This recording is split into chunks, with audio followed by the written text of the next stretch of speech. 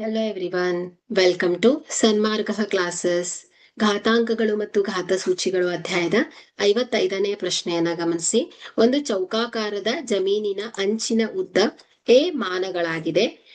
ಪ್ರಶ್ನೆ ಎ, ಚೌಕಾಕಾರದ ಜಮೀನಿನ ವಿಸ್ತೀರ್ಣ ಕಂಡುಹಿಡಿಯುವ ಸಮೀಕರಣ ಬರೆಯಿರಿ.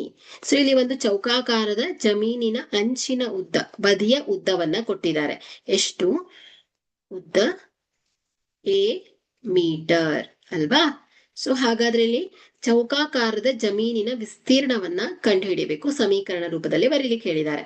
ಸೊ ಇಲ್ಲಿ ಸೂತ್ರ ಏನಾಗತ್ತೆ? A is equal to A square ಆಗತ್ತೆ.